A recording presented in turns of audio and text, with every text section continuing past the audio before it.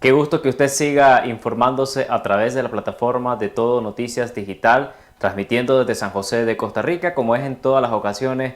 Le saluda Ricardo Somarriba, dándole seguimiento a este acontecimiento histórico y muy importante para la política y, por supuesto, para la búsqueda de la justicia en Nicaragua. Hablamos nada más y nada menos que del Tribunal de Conciencia sobre el uso de la violencia sexual como crimen de lesa humanidad en Nicaragua, donde hoy, este viernes, ya se dictó una resolución que pone en evidencia al régimen de Daniel Ortega, específicamente a Daniel Ortega, Rosario Murillo y la cadena de mando policial por los crímenes de lesa humanidad vinculados a la violencia sexual. Una de las personas que formó parte importante de este Tribunal de Conciencia y también de toda la recopilación de las evidencias y todo lo que tuvo que ver con las acusaciones en contra de la cadena de mando es el ingeniero Roberto Zancam. Él es ex mayor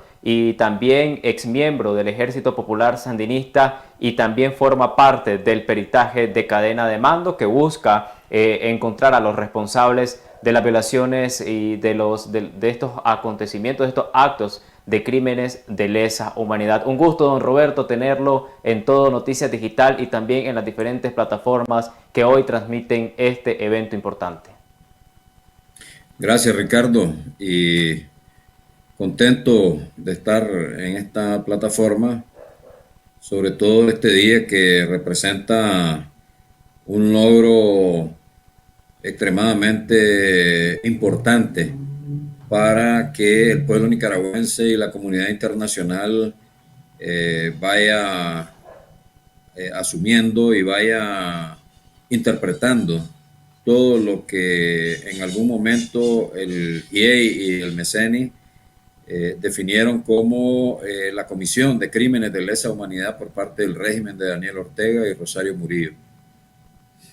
Parte, don Roberto, de esta investigación que usted en conjunto con otros peritos que tienen que ver otros sectores, como son el perito psicosocial, pero enfocado en esta parte, el peritaje de cadena de mando, se logra identificar a la cadena de mando que estaba bajo la orden de Daniel Ortega en estos crímenes de lesa humanidad. ¿Cómo se logra conocer a las personas vinculadas, a los agentes de la policía de Nicaragua vinculados en estos crímenes? Básicamente nosotros fundamentalmente contamos con los testimonios de las víctimas.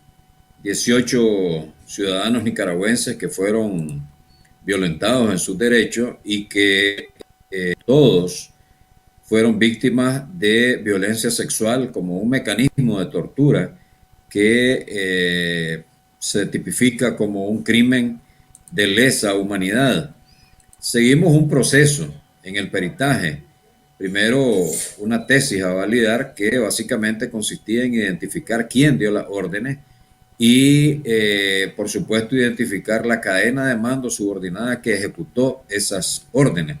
Todo esto lo vamos mezclando con los testimonios brindados por las víctimas para documentar los abusos, identificar las cárceles oficiales y clandestinas donde estuvieron recluidos y definir más o menos la ubicación territorial en todo el país para detectar si hubo una generalización de de todas estas atrocidades. Esto nos permite lograr llegar a definir las prácticas sistemáticas y los patrones de actuación, caracterizando los secuestrados, las capturas, los captores, las torturas y los patrones de actuación de estos elementos, con lo que nosotros logramos identificar a los perpetradores que están a nivel del Estado, a nivel del partido, a nivel del gobierno y de la policía. Logramos verificar cuáles fueron las violaciones a las leyes que estaban obligados a respetar todas estas personas y definimos las presuntas responsabilidades individuales y colectivas. En este caso, don Roberto, estos testimonios son de una, por decir así, de una misma cárcel, ya sea clandestina o oficial, o son testimonios de personas que fueron capturadas en diferentes puntos del país?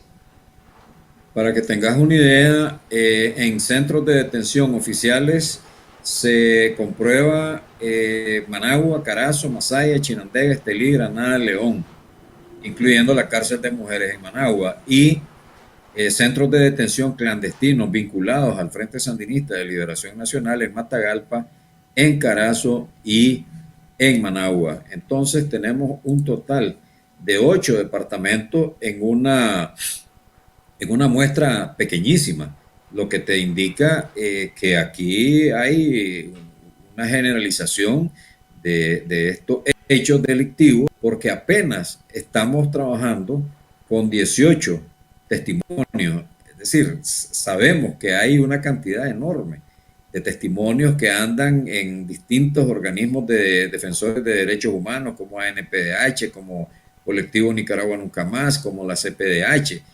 Entonces, si se pudieran juntar todos esos testimonios, nosotros nos daríamos cuenta que esto fue general, o sea, fue una actuación generalizada en todo el país, lo que también es digamos, un elemento conducente a definirlo como un crimen de lesa humanidad, Ricardo. ¿Cuál es el patrón de captura que realizaron estas personas en contra de los disidentes y de manifestantes que hoy se presentaron y que dieron sus testimonios ante el Tribunal de Conciencia? ¿Están vinculados personal de las alcaldías? ¿Está vinculado miembros del partido de gobierno o únicamente fueron oficiales de la policía quienes realizaron estas capturas ilegales? Mira, te voy a definir, te voy digamos, a hablar sobre los patrones de actuación. Todas las capturas fueron realizadas en plena vía pública o lo fueron a sacar de sus casas de habitación sin orden judicial ni órdenes de allanamiento de morada, lo cual constituye un secuestro. Es decir, eso tipifica para un secuestro.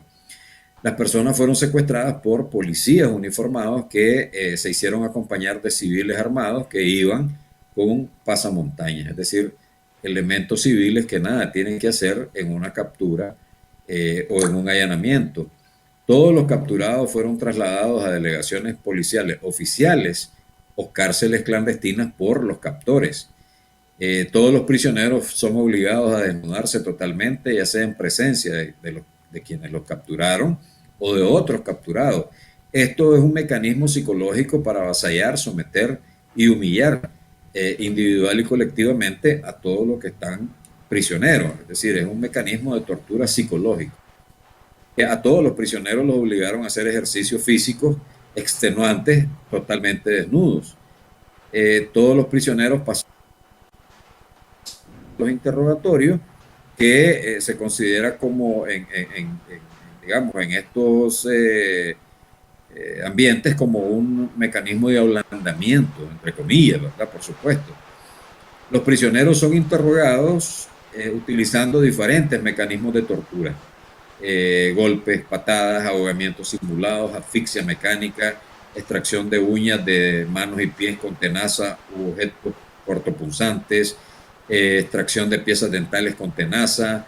Hay casos de quema de genitales de hombres utilizando ácido, hay choques eléctricos, etcétera. Y en general, todos, absolutamente todos los prisioneros, hombres y mujeres, son sometidos o fueron sometidos a abusos sexuales. Ahora bien, estos abusos sexuales están, digamos, los podemos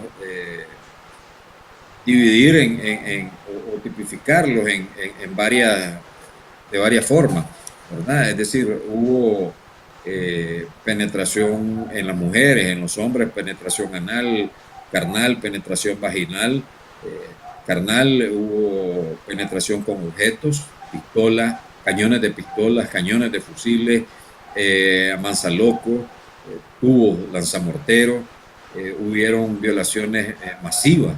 Hay un caso de una capturada, secuestrada, que fue violada por 15 sujetos, y el caso de un varón que fue violado varias veces por 3 sujetos. Hay algo característico y muy importante, y es que la mayoría plantea de que hubieron dentro de los perpetradores y venezolanos, y que ellos los logran identificar por el acento de, de voz, ¿verdad? Entonces, digamos, esos fueron los patrones de actuación que fueron seguidos y que definitivamente contribuyen con otros elementos, a calificarlos como crímenes de lesa humanidad, Ricardo. Don Roberto, en este punto me gustaría saber si en la historia de Nicaragua se han realizado algunos actos de crímenes de lesa humanidad similares o este es un caso exclusivo de la dictadura del régimen de Daniel Ortega. ¿Hay rasgos históricos o este es el primer caso? Mira, como crimen de lesa humanidad y digamos, en el caso que nos ocupa para este tribunal, o que nos ocupó para este tribunal, que era la violación o la violencia sexual como un mecanismo de tortura, en la historia, digamos, en la dictadura somocista se recogen dos casos que fueron debidamente comprobado y que tuvieron una amplia difusión. El primero de ellos fue el caso de las mujeres del CUA, ¿verdad? Que fueron capturadas por una patrulla de la Guardia Nacional en el CUA, por eso es que se les conoce como mujeres del CUA, y gracias pues a una canción de Carlos Mejía Godoy, ellas fueron acusadas de colaborar con la guerrilla sandinista y fueron violadas por la patrulla que las captura. El segundo caso es el de Doris Tijerino, que ella plantea fue violada luego de que fue capturada en las Delicias del Volga. Acordémonos que fue en los 70 donde es capturada por una cantidad enorme de efectivos de la Guardia Nacional, donde también asesinan a Julio Buitrago, entonces en las Delicias del Volga, en Managua.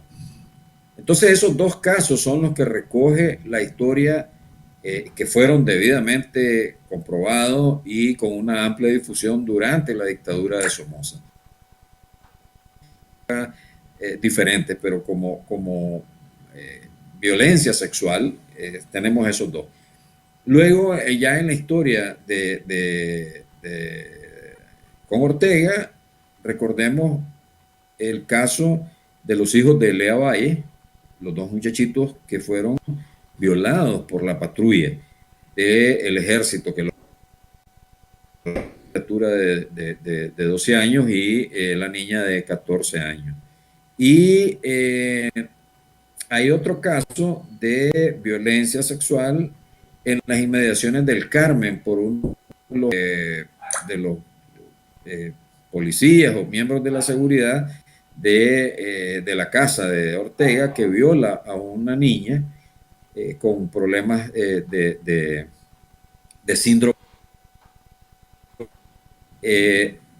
Y obviamente que tenemos que referirnos a los abusos sexuales cometidos por Daniel Ortega en contra de su hijastra, Zoila América Ortega Murillo. Entonces, esos son los casos que se recogen.